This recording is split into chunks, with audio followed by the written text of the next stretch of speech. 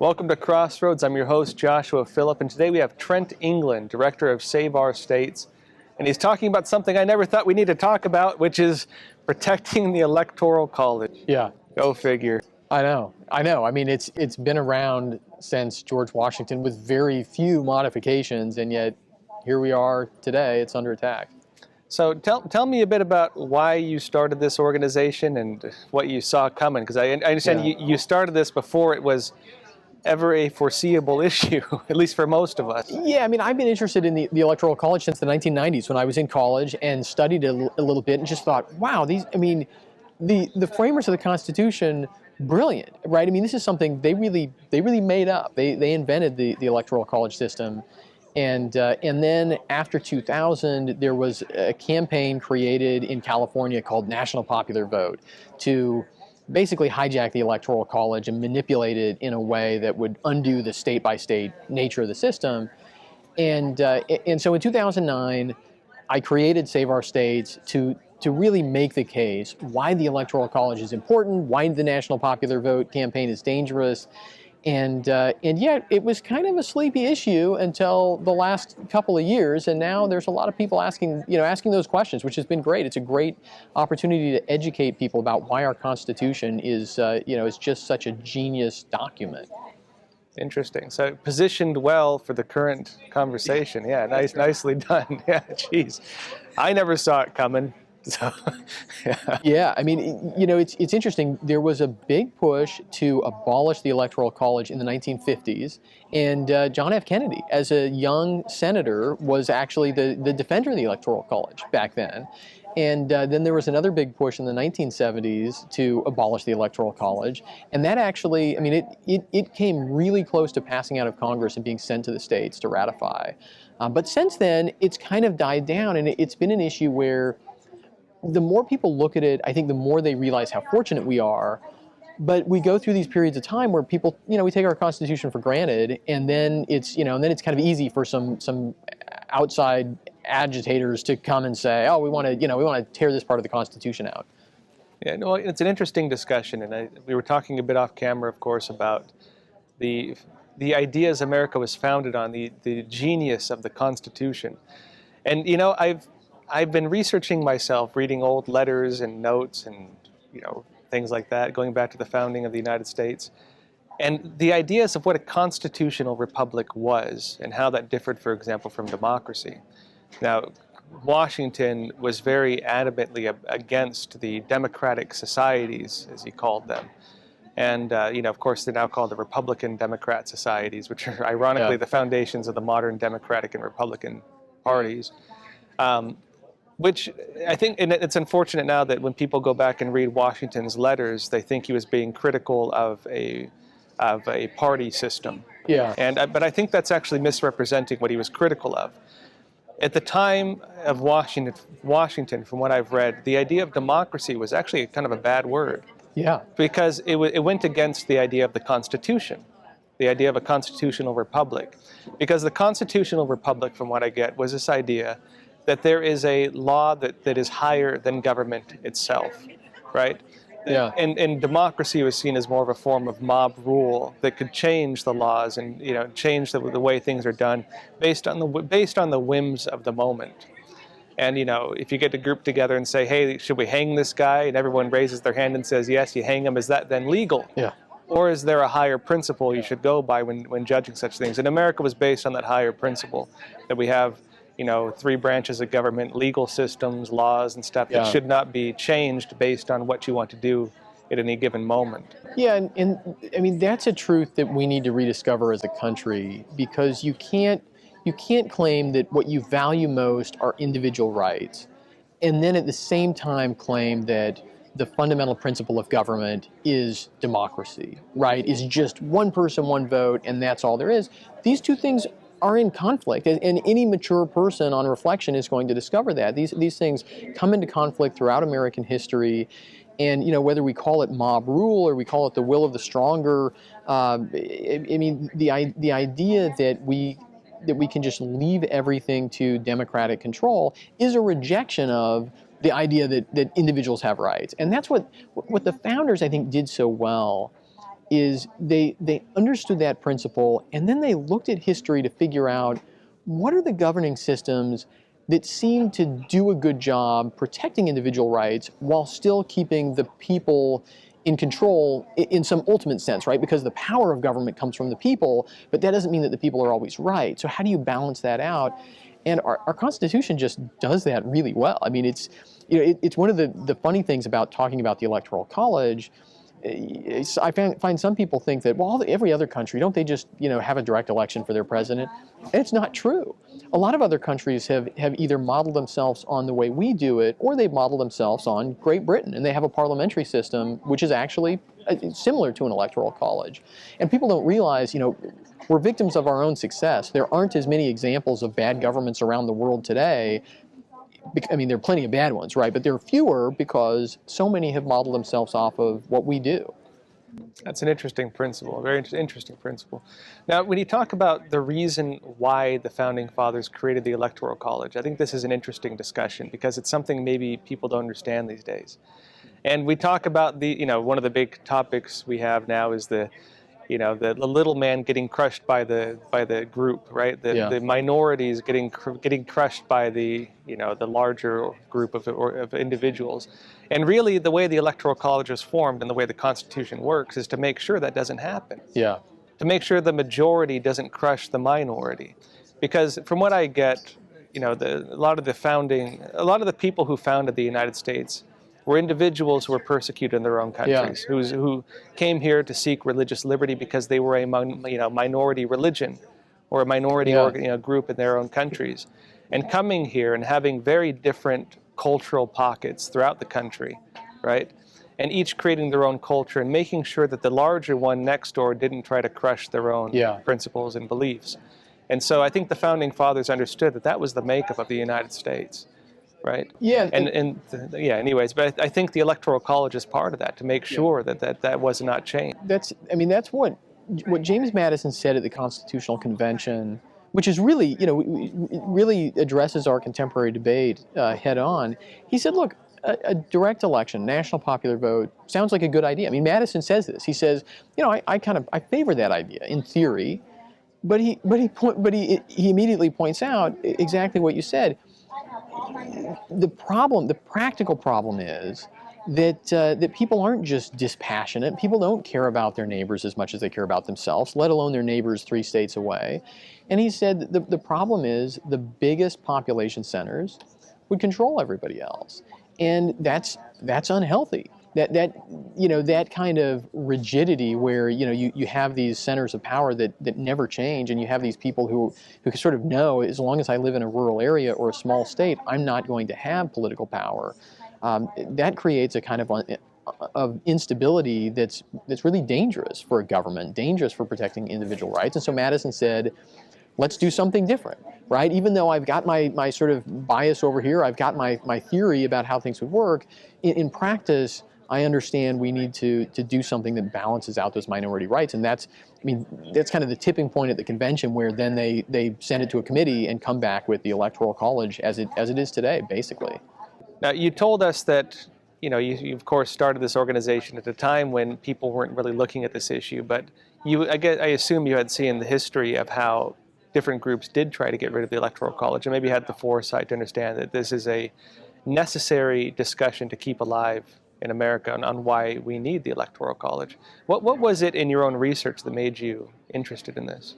Well, to be honest, as a college student at Claremont McKenna College, where I got my undergrad degree, I was in a class where the professor who had gotten his graduate degree also in Claremont, was telling the story of the fight in the 1970s, 1977, over the Electoral College. And Martin Diamond was a professor at Claremont who was a great champion of the Electoral College, went and testified before the Senate Judiciary Committee, and by all accounts gave a great stirring defense of federalism and the Constitution and the Electoral College, got up to leave the committee room and fell over and died of a heart attack. And as a young, undergrad studying political science, it just struck me, here's a guy who died with his boots on for something in the Constitution that most people know nothing about. And I want to understand why somebody would, have this passion for this, and I just kind of stuck in my mind. And as I studied it from there, it struck me that this is something in the Constitution that really helps people understand our system of states, right? We have these states, and the history of the 20th century, unfortunately, was a history of states really losing a lot of power, and the federal government becoming much more powerful and taking a much greater role in American life. And I think ultimately, fundamentally, it's dangerous to our system of government.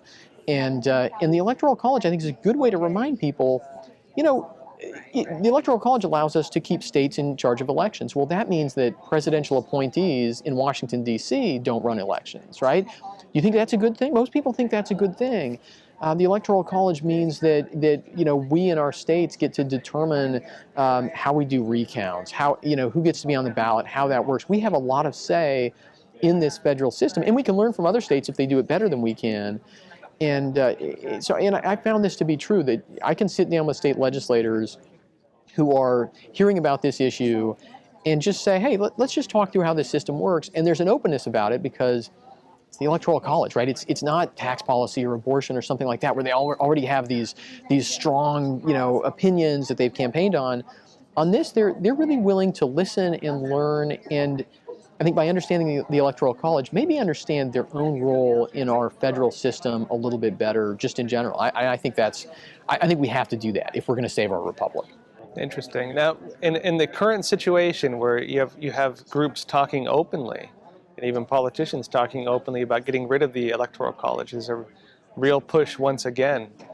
What do you think? I mean, what would you tell, say, a college kid these days who thinks this is a necessary move, who really believes that they need to abolish it because I don't even know now. I mean, really, it's because Trump won and they don't don't like that idea. They always say one person, one vote, right? Which sounds really good. I mean, it's not a constitutional principle. It's a principle that's been kind of applied to the Constitution, and obviously it's sort of that's a basic idea for elections, right? One person, one vote.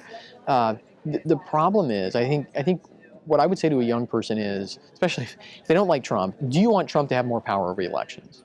Because the Electoral College prevents that. If we move away from the Electoral College, then Trump and whoever the next president is winds up with more power over his or her own reelection. That makes everybody nervous, I find. Nobody's cavalier about that. But sometimes they do say, well, yeah, but still, one person, one vote. It should just be one person, one vote. I think the best example is France, although you can also look at Russia. There aren't that many systems where they elect their national leader, president, prime minister, whatever, with a direct vote. But France is one. In the way that system works, they have an initial election, and in the last election, the top vote getter got 23%. The second place finisher got 21%. All the other people running who got over 50% together washed out of the process at that point. And the person with 23 and the person with 21 went to the final election. 600,000 French people voted in that election and cast a blank ballot in protest for how undemocratic that direct election system is. There's no panacea, and this is the problem with being young and not being steeped in truth and tradition, right? If you don't confront the reality of human nature and history, then it's easy to think that, well, surely we can tinker with this system and make it better. And you realize when you look back at history, usually when people tinker with something that's working pretty well, they make it worse. And the Electoral College has served us well. It protects Middle America. It protects our elections. And I think young Americans, older Americans, I think everybody, as they look at it, tends to come to that conclusion. Really, when they study this issue, and that's what Save Our States is about, trying to help them get there. Yeah, and of course, that ties back to the founding fathers, people who really did understand a lot of history and were really well educated when it comes to this stuff, and really understood the tyranny that government could have, and created a system of government that they really did a great job, to oppose that type of tyranny, to prevent that type of tyranny from ever happening in this country. And like you said, really did serve as a model for the free countries and protections of individual liberties that we know in the world today. Yeah. A lot of things that didn't exist before that. Yeah. But I'm curious what your perspective is in terms of their reasoning for creating the Electoral College? You mentioned, of course, James Madison, but what were some of the other things you've seen? Yeah, so it's a great debate at the Constitutional Convention. It's a little bit hard to research because it comes up time and again. I mean, from the very beginning to the very end, they have these moments of debating how to elect a president. And at the beginning, they're really unsure. And it's if you take the time, or I've written an essay that tries to unpack a lot of this.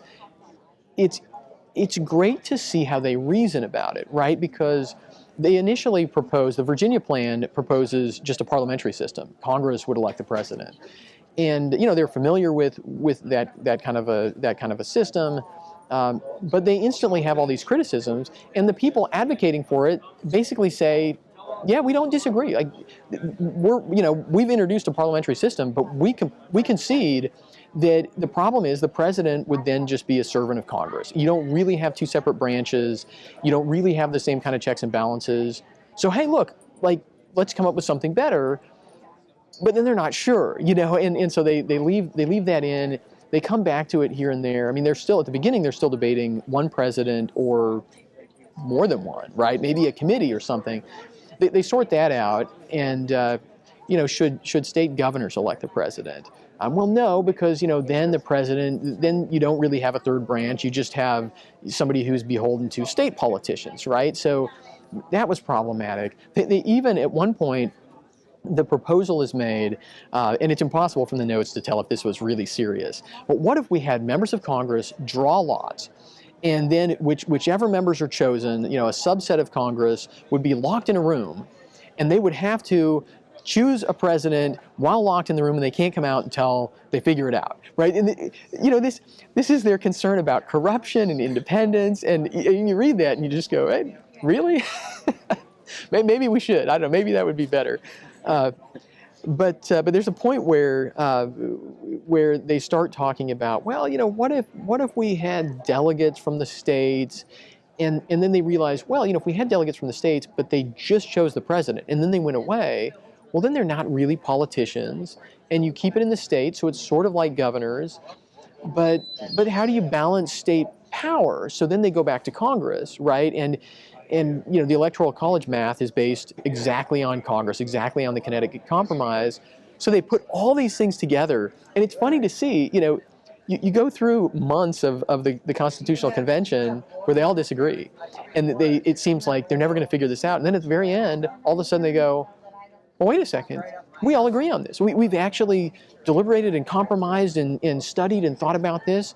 And then they basically all come to the same conclusion. And even the anti-federalists, the people who were in general against the Constitution, were complimentary, for the most part, of the Electoral College because they thought it was a pretty good idea and respected states as states. So, yeah, it's fascinating to watch all that play out. And it really was that they wanted an independent, separate branch of government that could hold its own against Congress and against the courts. But it was against Congress. They were worried about the tyranny that could come from a congressional body if it was supreme, and they wanted somebody who could fight, who could be the commander-in-chief, who could fight and win wars, because the Continental Congress had been such a disaster at that. That the standpoint of somebody like a Washington or a Hamilton was that they wanted anything that wasn't like the Continental Congress because it had been such a hindrance to them. So that's where you get this stronger, more independent president, but still with all these checks and balances. Very interesting. And I guess just last point, maybe on more of a personal level. So what really makes you want to do this work? In terms of maybe what you see in this country, or what you believe this country is, and what motivates you to do this? Well, I grew up in Washington State, not too far outside of Seattle, which of course is a very liberal city, and my dad was a small businessman building houses. And you think about that. I mean, what could be better than building houses for people, right? This is obviously it's a good thing, and I recognize that, and yet I came to see as I got older that what really made my dad's life hard was government. And I thought, and yet my parents were patriots, right? And we love this country. And I thought, what's gone wrong where we love this country? I know we have this great system, and yet it makes it hard for working people to just get by and to do good things, right? And so that sent me on this path to, I want to find out what it is that made the United States of America an exceptional country, and then figure out how I can be part of preserving some part of that. So that's what I try to do. That's what all this is about for me. Great. And where can people learn about your work? SaveOurStates.com is the website, and on Facebook at Save Our States or on Twitter at Trent England. But yeah, we're always looking for people to sign up for our emails at SaveOurStates.com and help us educate the public about the Electoral College and our republic. Great, great. Real pleasure having you on the show. Thank you. Likewise. Yeah, thank you so much. Everyone, please remember to like and subscribe. See you next time.